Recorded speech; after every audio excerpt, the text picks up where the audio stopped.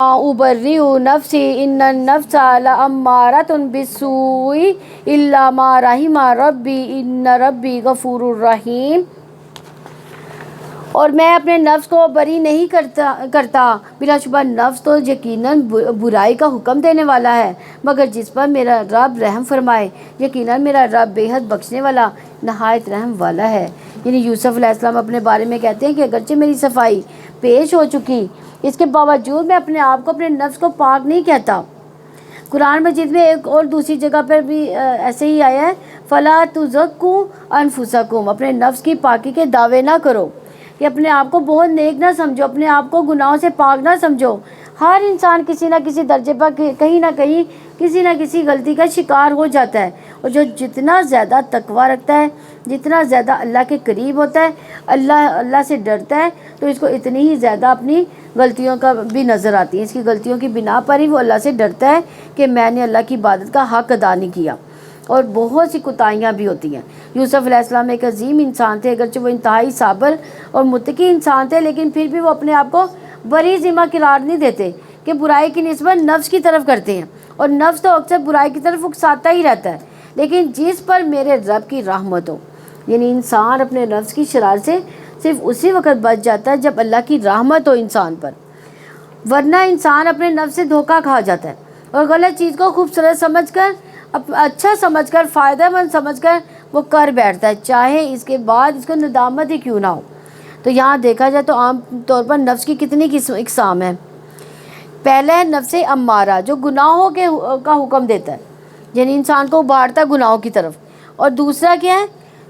دوسرا نفس لوامہ، جو برائی پر ملامت کرتا ہے انسان کو، یعنی برا کام ہو گیا کوئی تو اندر سے انسان کے ایک ملامت ہو رہی ہوتی ہے کہ مجھ سے برا کام ہو گیا، مجھ سے ہونا نہیں چاہیے تھا، ایسے مجھے کرنا نہیں چاہیے تھا، تو یہ ہے نفس لوامہ۔ تیسرا نفس مطمئنہ، کہ جب انسان توبہ کر لیتا ہے تو ہی نفس مطمئن ہوتا ہے، یا پھر خیر یا نیکی کے کام ہی انسان کے نفس کو نفس مطمئنہ بناتے ہیں۔ اور ہم سب کو اس کا ارادہ کرنا چاہیے، اس کی کوشش کرنی چاہیے، ہر وقت اپنے اندر چیک کرتے رہنا چاہیے، اپنے دل کا محاسبہ کرتے رہنا چاہیے کہ کیا میرے اندر کا نفس مطمئنہ ہے یا نہیں، کیونکہ مرتے وقت نفس مطمئنہ ہی کو فرشتے کیا کہیں گے؟ ارجی الی ربک راضیۃ مرضیہ، چل اپنے رب کی طرف اس حال میں کہ تو اپنے نیک انجام سے خوش اور اپنے رب کے نزدیک پسندیدہ ہے۔ نفس مطمئنہ اس کو حاصل ہوتا ہے جو اپنے رب سے راضی ہوتا ہے، رب بھی اس سے راضی ہوتا ہے، رضی اللہ عنہ ورضوا عنہ۔ اور یہ اس وقت ہو سکتا ہے جب بندہ رب کی رضا کے کام کرتا رہتا ہے۔ اور ہم سب کو دعا بھی کرنی چاہیے، اس کے لیے کوشش بھی کرنی چاہیے، نفس میں کسی بھی وقت کوئی بھی ہلچل ہو اور تو کیا کرنا چاہیے؟ اپنے نفس کا محاسبہ کرتے رہنا چاہیے تاکہ ہمارے بھی نفس مطمئنہ تک پہنچ جائے۔ اور بادشاہ نے کہا اس کو میرے پاس لاؤ کہ میں اسے اپنے لیے خالص کر لوں۔ کس کو لاؤ؟ پھر جب اس نے اس سے بات کی تو کہا بلا شبہ آج سے آپ ہمارے ہاں صاحب اقتدار امانت دار ہیں۔ یوسف نے کہا مجھے ملک کے خزانوں پر مقرر کر دیں، یقیناً میں پوری طرح حفاظت کرنے والا، خوب جاننے والا ہوں۔ یعنی چونکہ بادشاہ نے پیشکش کی، اب آپ کو ہمارے یہاں بہت بڑا مقام اور مرتبہ مل گیا، تو اب ان سے کہا گیا کہ آپ کیا کر سکتے ہو۔ تو انہوں نے ساتھ ہی وہ جو چونکہ عزیز مصر کے ساتھ وہ ایک ٹائم پر رہے ہیں تو انہی کی پوسٹ مل رہی تھی، ان کے ساتھ کام کرتے کرتے ان کو تجربہ حاصل ہو گیا تھا، تو انہوں نے فوراً ہی کہا کہ میں یہ کام کر سکتا ہوں۔ اس طرح ہم نے اس سرزمین میں یوسف کو اقتدار دیا، وہ اس میں جگہ بناتا تھا، جہاں چاہتا تھا ہم جس کو چاہتے اپنی رحمت پہنچاتے، اور نیکی کرنے والوں کا اجر ہم ضائع نہیں کرتے۔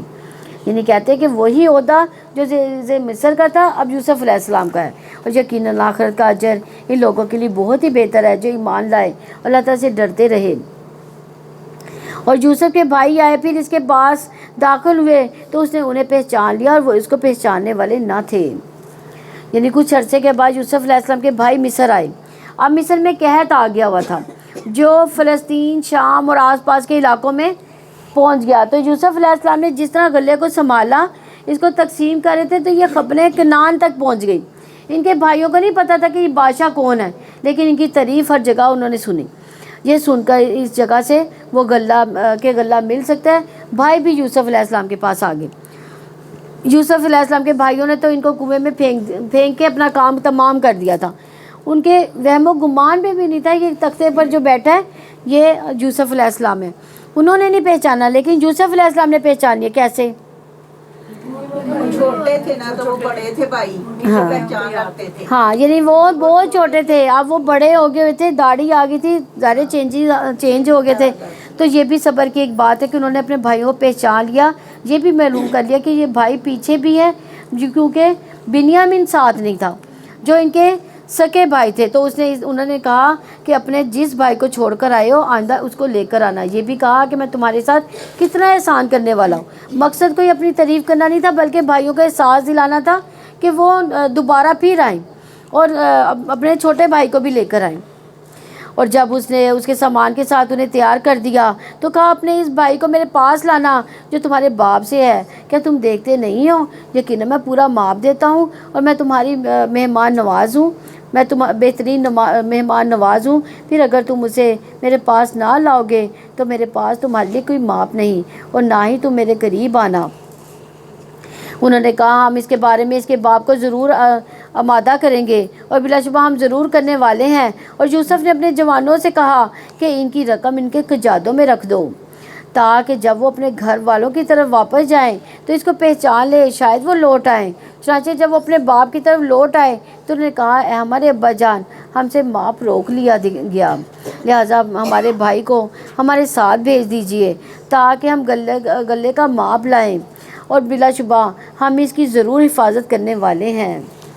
یعنی اب ان کو اپنی سچائی کے لیے جتانا پڑ رہا ہے، بتانا پڑا ان کو. یعقوب نے کہا نہیں، میں اس کے بارے میں تم پر اعتبار نہیں کرتا، تم پر اعتبار کرتا، مگر جیسا اعتبار میں نے اس سے پہلے اس کے بھائی کے بارے میں تم پر کیا تھا سو اللہ تعالیٰ ہی بہترین حفاظت کرنے والا ہے، اور وہ رحم کرنے والوں میں سب سے بڑھ کر رحم کرنے والا ہے. یعنی مجھے تمہاری حفاظت پر بھروسہ نہیں بلکہ کس کی حفاظت پر ہے؟ اللہ تعالیٰ کی حفاظت پر بھروسہ ہے. اور جب انہوں نے اپنا سامان کھولا تو انہوں نے پایا کہ انہیں ان کا مال بھی واپس کر دیا گیا. انہوں نے کہا ہمارے ابا جان، ہمیں اور کیا چاہیے، یہ ہے ہمارا مال، ہماری طرف لوٹا دیا گیا، اور ہم اپنے اہل و عیال کے لیے غلہ لائیں گے، ہم اپنے بھائی کی حفاظت کریں گے، ہم ایک اونٹ کا غلہ ماپ زیادہ لائیں گے، اور یہ تو آسان ماپ ہے. یعنی اب تو ہماری ان سے دوستی ہو گئی ہے، وہ ہمارے ان پہ بہت مہربان ہو گئے، آسانی سے ہمیں غلہ دے دیں گے. یعقوب علیہ السلام نے کہا میں اس کے تمہارے ساتھ ہرگز نہیں بھیجوں گا جب تک کہ تم مجھے اللہ تعالیٰ کے نام کی پختہ عہد نہ دے دو کہ تم ضرور اس کو میرے پاس لاؤ گے، مگر یہ اور بات ہے کہ تم سبھی گھیر لیے جاؤ. پھر جب انہوں نے اس کو اپنا پختہ عہد دے دیا تو اس نے کہا جو ہم سب کہہ رہے ہیں اس پر اللہ تعالیٰ ضامن ہے. یعنی میرے اور تمہارے درمیان کون گواہ ہے؟ اللہ تعالیٰ. یعقوب علیہ السلام نے کہا میرے بیٹو، تم سب ایک ہی دروازے سے داخل نہ ہونا بلکہ الگ الگ دروازوں میں داخل ہونا، اور میں تم سے اللہ تعالیٰ کی طرف سے آنے والی کسی چیز کو نہیں ہٹا سکتا. حکم صرف اللہ تعالیٰ کا ہے، میں اسی پر بھروسہ کرتا ہوں، اور لازم ہے کہ بھروسہ کرنے والے اسی پر بھروسہ کریں. یعنی یعقوب علیہ السلام نے ایسے کیوں کہا تھا؟ ہاں، کیونکہ انہیں یہ اندیشہ تھا کہ 11 بھائی ہیں اور جوان لڑکے خوبصورت صحت مند اکٹھے کہیں جائیں گے تو لوگ تعجب سے دیکھیں گے، تو ان کو ہو سکتا ہے کہ حسد ہو جائے کسی کو، یا کوئی نظر لگ جائے. یعنی جب انسان کسی چیز کو واو کہہ کے کرتا ہے تو کیا ہوتا ہے؟ حیران ہو جاتا ہے، پریشان ہو جاتا ہے، تو پھر نظر ہو جاتی ہے، یعنی وہ اس کا نقصان ہو جاتا ہے. اس آیت سے علماء یہ کہتے ہیں کہ اس میں نظر بد سے بچنے کی دلیل ہے کہ نظر بد کا لگنا برحق ہے، اور اس کے بارے میں نبی صلی اللہ علیہ وسلم نے فرمایا نظر لگنا برحق ہے. اور آپ صلی اللہ علیہ وسلم نے یہ بھی فرمایا نظر بد آدمی کو قبر میں اور اونٹ کو ہانڈی میں ڈال دیتا ہے. ابو ذر رضی اللہ عنہ بھی سے روایت ہے کہ رسول اللہ صلی اللہ علیہ وسلم نے فرمایا بے شک نظر بد آدمی کو اللہ کے حکم سے دیوانہ کر دیتی ہے. یعنی بعض کا کسی چیز پر کسی بات پر ایسی نظر لگتی ہے کہ انسان پاگلوں جیسی حرکت کرنے لگتا ہے. پھر اسی طرح چہرے کا کالے دبے پڑ جانا، یہ بھی جسمانی بیماری نہیں بلکہ یہ بھی کیا ہے؟ نظر بد ہے. ام سلمہ رضی اللہ عنہ فرماتی ہیں کہ رسول اللہ صلی اللہ علیہ وسلم ان کے گھر میں ایک لڑکی انہوں نے دیکھی جس کے چہرے پر کالے دبے پڑ گئے تھے. آپ نے فرمایا اس پر دم کرو کیونکہ اس پر نظر لگ گئی ہے، یعنی اس کی وجہ سے اس کے چہرے پر یہ نشان پڑ گئے ہیں. آپ صلی اللہ علیہ وسلم نے یہ بھی فرمایا اللہ کی قضاء و قدر کے بعد نظر بادی میری امت کے اکثر لوگوں کی موت کا باعث بنے گی۔ نظر بد ایک قسم کا تیر ہوتا ہے جس کے ساتھ حسد ہوتا ہے، جس کی تعریف کی جا رہی ہوتی ہے تو اس کو جا کر لگتا ہے۔ یہ اگر ایک شخص نے اپنا بچاؤ نہ کر رکھا ہو، یعنی حفاظت کی دعائیں نہ پڑھی ہوں، تو جہاں اذکار نہ کر رکھے ہوں تو پھر حفاظت نہیں ہوتی اور وہ تیر جہاں اس کو انسان کو لگتا ہے۔ کون سی حفاظت کی دعائیں؟ یعنی صبح شام کے اذکار بھی جو ہے یہ بھی اس میں مدد دیتے ہیں نظر بد سے۔ تو اسی طرح ہمیں دعائیں اذکار معوذتین کو پڑھنے کا اہتمام ضرور کرنا چاہیے۔ معوذتین کو صبح شام 3 دفعہ پڑھنے کا حکم ہے، اور ہر نماز کے بعد کتنے دفعہ پڑھنے کا حکم ہے؟ ایک دفعہ۔ نبی صلی اللہ علیہ وسلم اس صورتوں کے اترنے سے پہلے انسانوں جنوں کو نظر بد سے پناہ مانگا کرتے تھے۔ جب معوذتین نازل ہوئی تو آپ نے ان کو پڑھنا شروع کر دیا اور باقی چیزوں کو، تمام چیزوں کو چھوڑ دیا۔ تو اس سے پتہ چلتا ہے کہ کبھی آپ باقی لمبے چوڑے اذکار بھی کر سکتے ہیں، یا دیر سے آنکھ کھلی ہے تو پھر کیا کریں، آپ مختصر اذکار بھی کر سکتے ہیں۔ تو ان اذکار کے پڑھنے کا وقت سورج نکلنے سے پہلے اور سورج غروب ہونے سے پہلے کا ہے، یعنی مغرب کے بعد کے وقت نہیں ہے، اور فجر کی نماز اور سورج نکلنے کے درمیان پڑھیں، اور عصر کے نماز اور سورج غروب ہونے کے درمیان پڑھیں۔ کسی وجہ سے بہت مصروفیت ہو یا وقت کی قلت کی وجہ سے انسان اذکار نہیں پڑھ سکتا تو معوذتین ضرور پڑھ لے، کیونکہ یہ ہر چیز سے کفایت کر جاتی ہے۔ رات کو پڑھ لیں، رات کو بھی لازمی ہے۔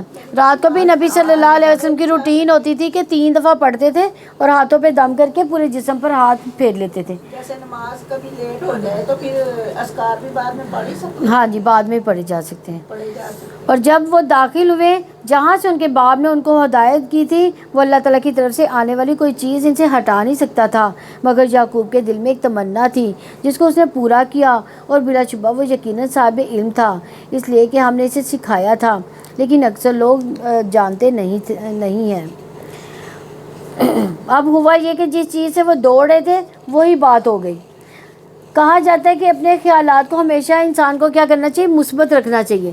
جب آپ سوچیں منفی کام نہ ہو جائے، یعنی ہم ڈر جاتے ہیں نا کہ کہیں ایسا نہ ہو جائے، تو ویسا بعض کا ایسا ہوتا ہے جیسا سوچے وہ ہو جاتا ہے۔ مثلاً کسی انسان سے ملتے ہوئے ڈر لگ رہا تھا کہ کہیں یہ مجھے کچھ کہہ نہ دے، تو کیا ہوتا ہے جب ہم ملتے ہیں تو وہ واقعی کچھ نہ کچھ کہہ دیتا ہے۔ تو یہ اللہ پر توکل کرنے سے، اللہ کا سہارا پکڑنے سے ہی اس کو جو ہے نا مثبت سوچ انسان کو ملتی ہے۔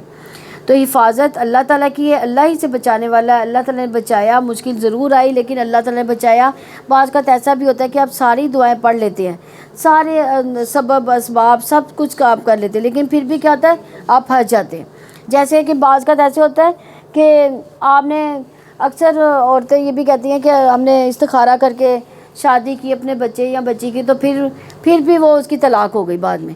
تو یہ جو ساری چیزیں ہیں نا، یہ ہوتی ہے، بعض کا ایسے ہوتا ہے کہ انسان کے اوپر اس سے بڑی پریشانی آنے والی ہوتی ہے، لیکن استخارے کی وجہ سے یا اللہ تعالیٰ پر توکل یا اللہ تعالیٰ سے دعا کی وجہ سے وہ بڑی پریشانی جو ہے وہ چھوٹی پریشانی میں ڈھل جاتی ہے۔ تو اس لیے یہ کبھی نہیں کہنا چاہیے کہ میں نے یہ بھی اللہ تعالیٰ سے دعا کی تو پھر بھی میرے ساتھ ایسے ہو گیا، تو یہ نہیں کہنا چاہیے، بلکہ توکل رکھنا چاہیے اور استخارہ بھی کرنا چاہیے، ذکر اذکار بھی کرتے رہنا چاہیے۔ اللہ تعالیٰ انشاءاللہ ضرور خیر رکھے گا۔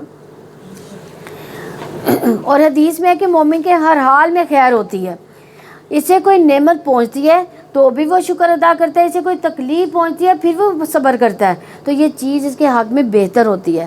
تو اس لیے ہر حال میں اللہ کی رضا میں راضی رہنا چاہیے، اچھے دنوں کے انتظار میں رہنا چاہیے، یہ وقت بھی گزر جائے گا۔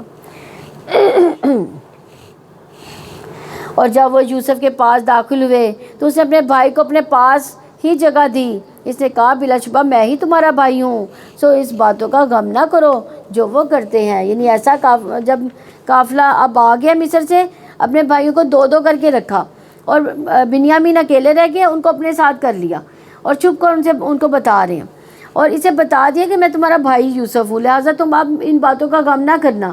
تو یہ ہو سکتا ہے اس کے درمیان میں جو بڑے بھائیوں نے بنیامین کو کوئی تکلیف دی ہو اور بنیامین نے جو یوسف علیہ السلام سے بتایا ہو، تو اس وجہ سے انہوں نے کہا، یعنی یہ بیچ کے حالات جو ہے نا انہوں نے نہیں بتائے۔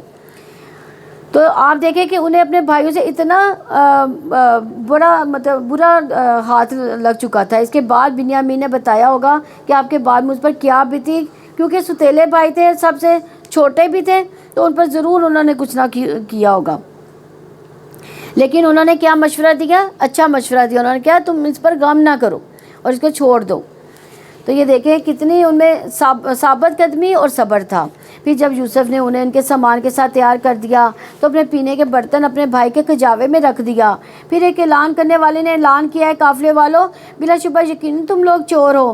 انہوں نے کہا, اور وہ اس کی طرف متوجہ ہوئے, تم کیا چیز گم پاتے ہو؟ انہوں نے کہا, ہم بادشاہ کا پیمانہ گم پاتے ہیں, اور جو اسے لائے گا اس کے لیے ایک اونٹ کا بوجھ گلہ ہوگا, اور میں اس کا ضامن ہوں. انہوں نے کہا, اللہ تعالیٰ کی قسم, بلا شبہ یقیناً تم جانتے ہو کہ ہم اس ملک میں اس لیے نہیں آئے کہ فساد کریں, اور ہم چوری کرنے والے نہیں ہیں. انہوں نے کہا, اگر تم جھوٹے ہوئے تو اس کی جزا کیا ہے؟ انہوں نے کہا, اس کی جزا یہ کہ جس کے کجاوے میں پایا جائے سو وہی اس کی جزا ہے. ہم ظالموں کو ایسے ہی جزا دیتے ہیں. یعنی مصر کے قانون کے مطابق وہ کسی مسافر کو اپنے یہاں نظر بند نہیں رکھ سکتے تھے, لیکن یعقوب علیہ السلام کی شریعت میں یہی تھا کہ اب اسی کو بنیاد بنا کر یہ فیصلہ کر دیا گیا کہ جو چور نکلے گا اس کو رکھ لیا جائے گا. چنانچہ اس نے اپنے بھائی کے تھیلے سے پہلے اس کے تھیلوں سے ابتدا کی, پھر اپنے بھائی کے تھیلے سے اسے نکال لیا. اس طرح ہم نے یوسف کی یہ تدبیر کی, وہ بادشاہ کے قانون کی روح سے اپنے بھائی کو نہیں رکھ سکتا تھا, سوائے اس کے کہ اللہ تعالیٰ ہی ایسا چاہے. ہم جس کے درجے چاہتے ہیں بلند کر دیتے ہیں, اور ہر صاحب علم سے اوپر ایک سب کچھ جاننے والا ہے. انہوں نے کہا کہ اگر اس نے چوری کی ہے تو اس سے پہلے اس کے بھائی نے بھی چوری کی تھی. تو یوسف نے اس بات کو اپنے دل میں چھپائے رکھا اور اسے اس پر ظاہر نہیں کیا. اسے کہا, تم برے درجے کے لوگ ہو, اور جو کچھ تم بیان کرتے ہو اللہ تعالیٰ اس کو زیادہ جاننے والا ہے. کس پر الزام لگایا انہوں نے؟ ہاں, یعنی جب آپ کسی سے حسد کرتے ہیں تو موقع پا کر اس کے ضرور خلاف بات کرتے ہیں. تو یہی ان کا رویہ تھا. یوسف علیہ السلام نے ان کے اس الزام کو دل میں چھپائے رکھا, ظاہر نہیں کیا. یہ ان کا صبر تھا. اور ہم ہوتے تو کیا کرتے؟ فوراً ہی بپڑ پڑتے کہ میں ہی یوسف ہوں, بتاؤ میں نے کب چوری کی تھی. یعنی انہوں نے صبر کیا اس بات پہ. بڑی بڑی باتیں دل میں اس طرح رکھنا تو کسی کو شائبہ بھی نہ گزرے, اور یہ ہلکے ظرف نہیں, یہ بڑا اعلیٰ ظرف ہوتا ہے. انہوں نے کہا, اے عزیز, بلا شبہ اس کا باپ بہت بوڑھا ہے, سو اس کی جگہ آپ ہم میں سے کسی کو رکھ لیجئے. بلا شبہ ہم آپ کو احسان کرنے والوں میں سے دیکھتے ہیں. یعنی آپ دیکھیں کہ انہوں نے بھی اعتراف کیا کہ جو یوسف علیہ السلام میں احسان کرنے والے ہیں. اب ایک طرف اپنے بھائی کی برائی کر رہے ہیں یوسف علیہ السلام کی برائی کر رہے ہیں, اور دوسری طرف ان کو احسان کا درجہ بھی دے رہے ہیں. یوسف نے کہا, اللہ تعالیٰ کی پناہ کہ ہم نے جس کے پاس اپنا سامان پایا اس کے ماں سوا کسی اور کو رکھیں, تب تو ہم یقیناً ظالم ہوں گے. چنانچہ جب وہ اس سے ناامید ہو گئے تو الگ ہو کر مشورہ کرنے لگے. اس کے بڑے نے کہا, کیا تم نہیں جانتے کہ بلا شبہ تمہارے باپ نے تم سے اللہ تعالیٰ کا پختہ عہد لے کے رکھا ہے, اس سے پہلے یوسف کے سلسلے میں بھی تم زیادتی کر چکے ہو. چنانچہ میں یہ زمین ہرگز نہیں چھوڑوں گا یہاں تک کہ میرے والد مجھے اجازت دے دیں, یا اللہ تعالیٰ میرا کوئی فیصلہ فرمائے, اور وہ سب فیصلہ کرنے والوں میں سے بہتر ہے. تم اپنے والد کے پاس جاؤ, سو اس سے کہو, اے ہمارے ابا جان, یقیناً آپ کے بیٹے نے چوری کی ہے, اور ہم نے تو صرف اسی بات کی گواہی دی ہے جو ہمیں معلوم ہے, اور غیب کی حفاظت کرنے والے تو ہم نہیں. اور آپ اس بستی کے لوگوں سے پوچھ لیں جس میں ہم تھے, اور اس قافلے سے پوچھ لیں جس میں ہم آئے ہیں, اور بلا شبہ یقیناً ہم سچے ہیں. اور آپ دیکھیں ان کو اپنی سچائی بار بار یقین دلانا پڑ رہا ہے, بار بار بتانا پڑ رہا ہے کہ ہم واقعی سچے ہیں. اس نے کہا, بلکہ تمہارے دل نے ایک کام کو مزین بنا دیا, سو میرا کام اچھا صبر ہے. امید ہے کہ اللہ تعالیٰ ان سب کو میرے پاس لے آئے گا. بلا شبہ وہ سب جاننے والا, کمال حکمت والا تھا. کس نے کہا؟ ہاں, پچھلے تجربے کی بنا پر یعقوب علیہ السلام نے ان کی بات کا اعتبار ہی نہیں کیا. اب 3 بیٹے غائب تھے. کون کون سے؟ ہاں, یعنی یوسف علیہ السلام اور ایک بڑا بھائی, اور پھر اس کے بعد بنیامین. یہ 3 بھائی اب غائب ہو گئے. اور اس نے ان سے منہ موڑا اور کہنے لگا, ہائے افسوس یوسف پر, اور غم سے اس کی آنکھیں سفید ہوگی. چنانچہ وہ غم سے بھرا ہوا تھا. یعنی یعقوب علیہ السلام نے ان کی طرف سے منہ پھیر لیا ایسے لوگوں کے ساتھ ایسا ہی کرنا ہوتا ہے کہ ان کو جواب دینا اور انہیں سمجھانا بعض کا بے فائدہ ہوتا ہے۔ وہ غم سے بھرے ہوئے تھے، یعنی اس سے یہ پتہ چلتا ہے مصیبت پر آنسو بہانا جائز ہے۔ غم اگر دل میں گر جائے تو یہ ایک طرح کی فطری بات ہے، یعنی لیکن صرف آنسو بہانے کی حد تک، یعنی جیسے اپنے بیٹے حضرت ابراہیم علیہ السلام کی جو فوتگی پر نبی صلی اللہ علیہ وسلم نے کیا کیا تھا، آنسو نکلے تھے، تو حضرت عبد الرحمن بن عوف رضی اللہ نے کہا آپ بھی روتے ہیں؟ آپ نے فرمایا ابن عوف یہ تو ایک رحمت ہے، غم کے موقع پر آنسو کا آنا اللہ کی رحمت کی علامت ہے۔ فرمایا آنکھ اشک بار ہے، دل غم زدہ ہے، لیکن ہم زبان سے کچھ بھی ایسے الفاظ نہیں کہیں گے جس سے ہمارا مالک راضی نہ ہو۔ اے ابراہیم تیری جدائی یقیناً ہمیں غم زدہ کرتی ہے، تو مصیبت کے وقت غم کا ہونا تقویٰ کے خلاف نہیں ہے، لیکن چیخنا چلانا، رونا پیٹنا، ماتم کرنا کیا ہے؟ گناہ میں آتا ہے۔ بیٹوں نے کہا اللہ تعالیٰ کی قسم آپ تو یوسف ہی کو یاد کرتے رہیں گے یہاں تک کہ آپ گھل کر مرنے کے قریب ہو جائیں، یہ ہلاک ہونے والوں میں سے ہے۔ یعقوب نے کہا میں اپنی ظاہر ہو جانے والی بے قراری کا اور غم کا شکوہ صرف اللہ تعالیٰ سے ہی کرتا ہوں، اور میں اللہ تعالیٰ کی طرف سے وہ کچھ جانتا ہوں جو تم نہیں جانتے۔ یعنی بس تھی، یعنی بس کہتے ہیں شدید غم، جسے معمولی غم نہیں بلکہ بہت شدید قسم کا غم ہو، اور دوسری طرف اللہ تعالیٰ کی مہربانی کی وجہ سے میرے اندر اچھا گمان بھی ہے، یہ امید میری طاقت بڑھا دیتی ہے، اس لیے میں مایوس نہیں۔ قال انما اشکو بثی وحزنی الی اللہ واعلم من اللہ ما لا تعلمون۔ حضرت عمر رضی اللہ عنہ بعض اوقات نماز میں یہ سورت پڑھتے اور ان آیات پر اتنی ہچکیاں لیتے کہ تیسری اور چوتھی صف میں بھی لوگ رونے لگ جاتے، اور تو بندہ نماز میں کھڑے ہو کر اگر روتا ہے تو اس کو اپنا کوئی غم یاد آ جاتا ہے تو وہ اپنے رب کے سامنے فریاد کرتا ہے، تو اس میں کوئی حرج نہیں جب تک کہ زبان سے کوئی غلط بات نہ نکلے۔ غلط بات سے کیا مراد ہے؟ ہاں، کوئی بھی اللہ تعالیٰ کی نافرمانی والے کلمات یا ماتم والے کلمات۔ اے میرے بیٹو جاؤ یوسف اور اس کے بھائی کو تلاش کرو، اللہ تعالیٰ کی رحمت سے مایوس نہ ہو جانا، بلا شبہ اللہ تعالیٰ کی رحمت سے کافروں کے سوا کوئی مایوس نہیں ہوتا۔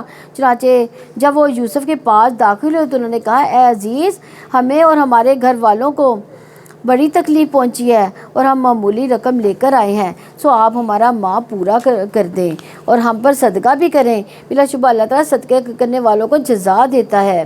یعنی ایک آدمی نے کہا کہ اللہ کے رسول صلی اللہ علیہ وسلم کبیرہ گناہ کسے کہتے ہیں؟ آپ نے فرمایا اللہ کے ساتھ شریک کرنا، اللہ کے رزق سے نا امید ہونا، اللہ کی رحمت سے مایوس ہو جانا، کبھی بھی حالات کتنے بھی تنگ کیوں نہ ہو آپ پازیٹیو سوچ رکھیں، مایوس نہ ہو، اور ایک دن کیا ہوگا اللہ تعالیٰ حالات تبدیل کر دے گا۔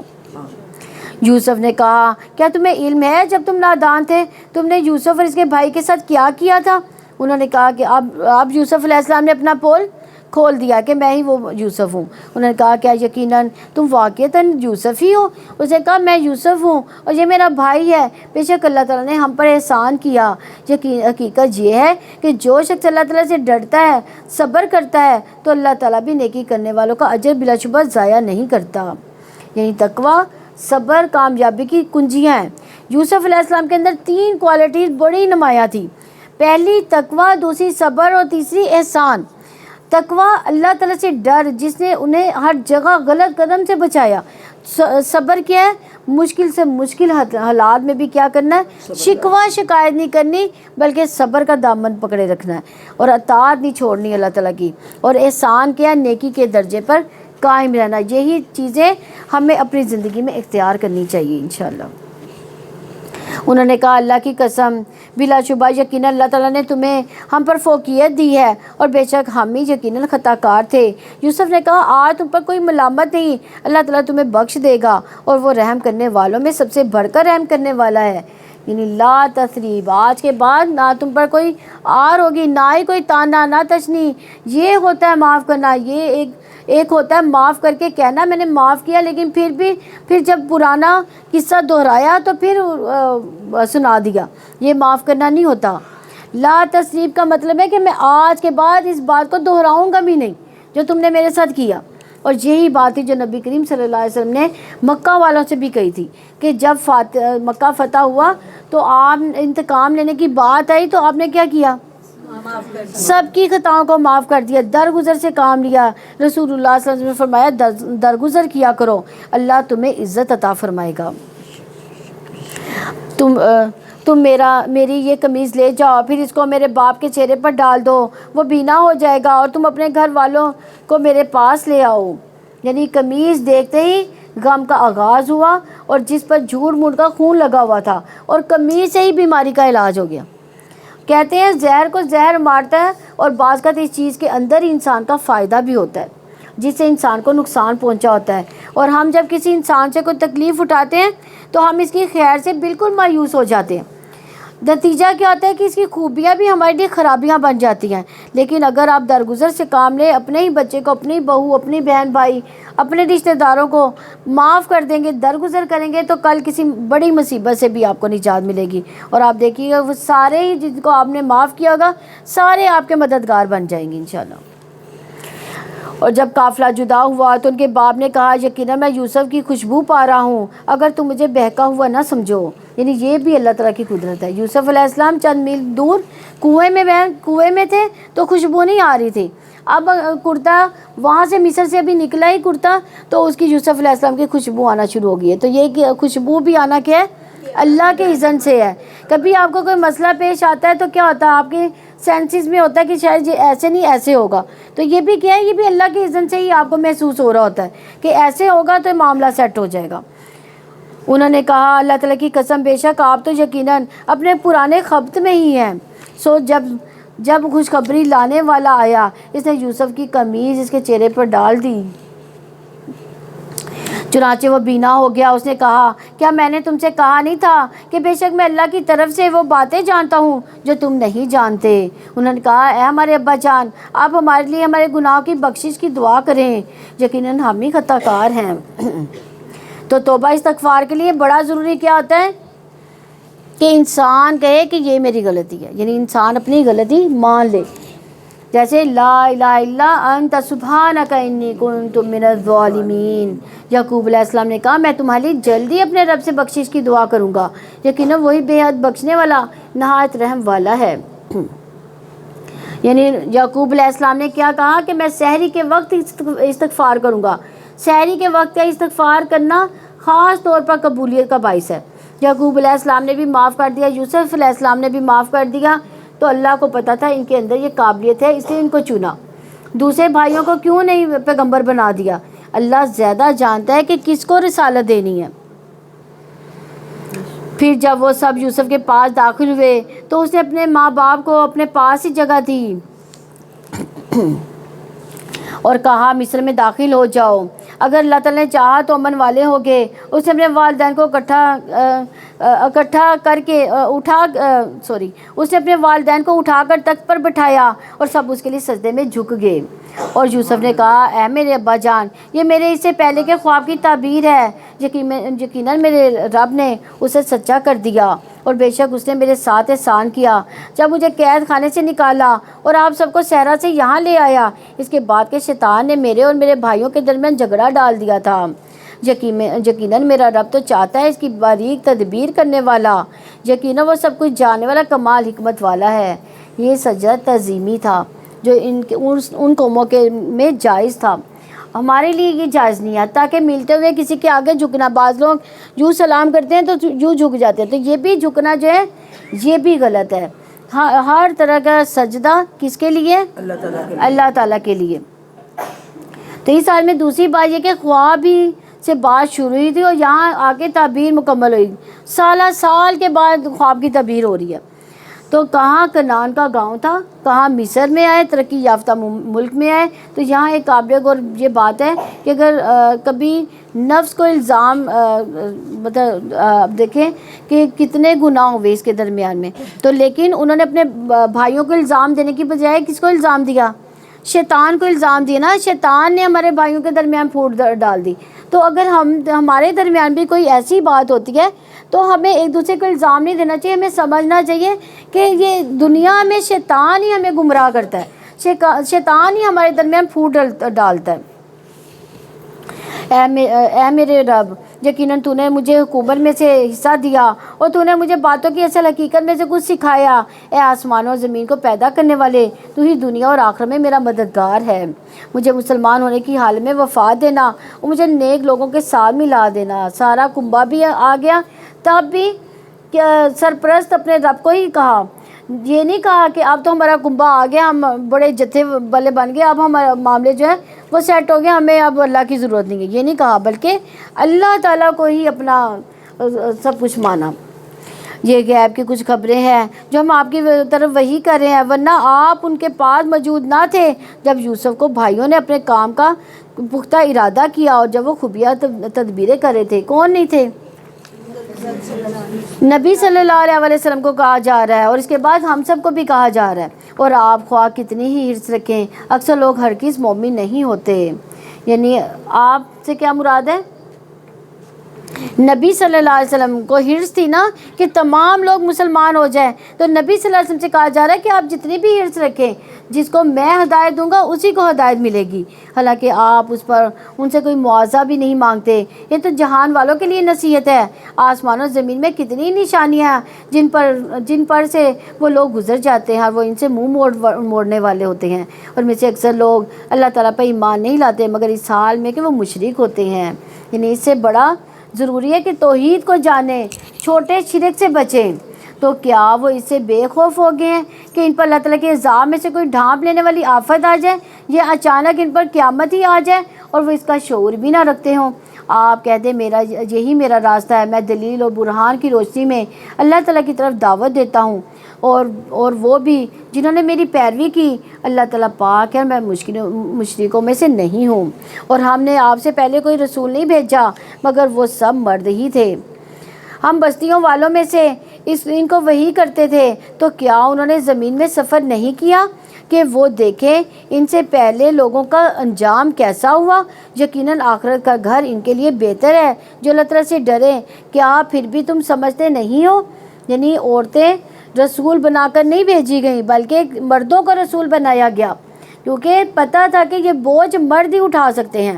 حتیٰ کہ جب رسول مایوس ہو گئے اور لوگوں نے سمجھا کہ یقیناً ان سے واقعی جھوٹ کہا گیا تھا، تو ان کو ہماری مدد پہنچ گئی، پھر جسے ہم نے چاہا اسے بچا لیا، اور مجرموں سے ہمارا عذاب ٹالا نہیں جاتا۔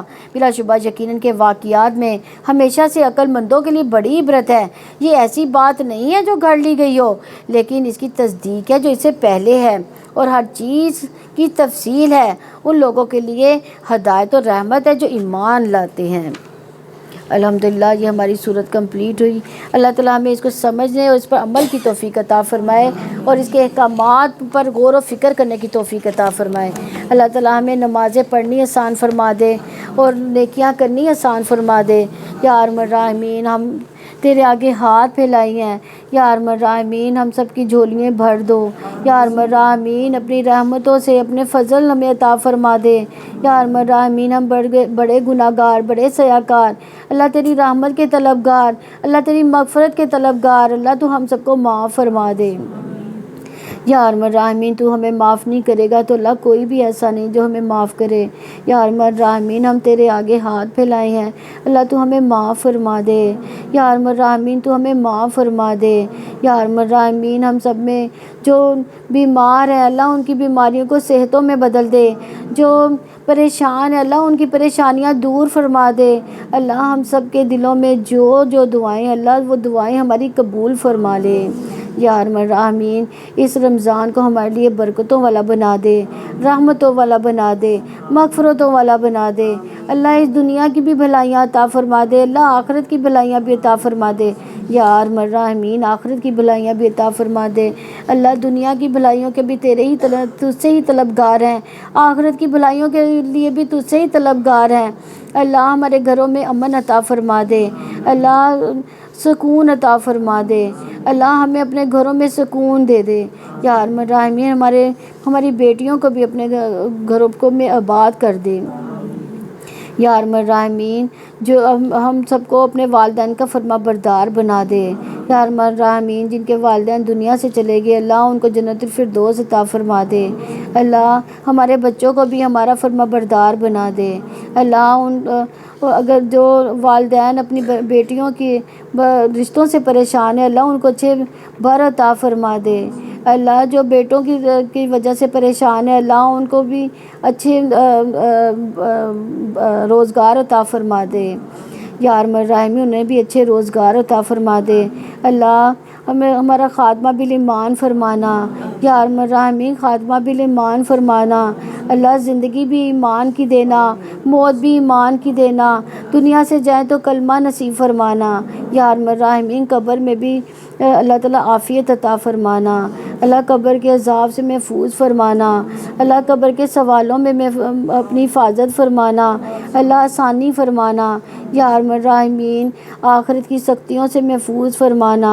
یا ارحم الراحمین آخرت میں جب کوئی بھی بہت زیادہ گھبراہٹیں ہوں گی، کوئی مددگار نہ ہوگا، اللہ اپنے عرش کا سایہ نصیب فرمانا۔ اس وقت بہت گرمی اور پیاس کی شدت ہوگی، اللہ نبی پاک صلی اللہ علیہ وسلم کے کوثر سے پانی پلانا۔ یا ارحم الراحمین نبی پاک صلی اللہ علیہ وسلم کی کوثر کے حوض کوثر سے پانی پلا دینا۔ یا ارحم الراحمین عرش کا سایہ نصیب فرمانا۔ پل صراط پر چلنا آسان فرما دینا۔ یا ارحم الراحمین پل صراط پر چلنا آسان فرما دینا۔ اللہ جنت میں جانے کے لیے دنیا میں نیکیاں کرنے کی توفیق عطا فرمانا۔ اللہ تو ہم سے راضی ہو جانا۔ اللہ جتنی بھی باتیں کی اللہ یہاں پہ بیٹھے تیرا کلام سنا سمجھا، اللہ ان کو عملوں میں بھی لانا اور اللہ قبول بھی کرنا۔ یا ارحم الراحمین ہم سے یہ نیکیاں قبول کر لینا۔ اللہ جو رمضان میں یہ نیکیاں کر رہے ہیں اللہ تیری رضا کی خاطر کر رہے ہیں، اللہ تو راضی ہو جانا۔ اللہ تو ہم تجھ سے راضی، اللہ تو ہم سے راضی ہو جانا۔ یا ارحم الراحمین ہم تجھ سے راضی، تو ہم سے راضی ہو جانا۔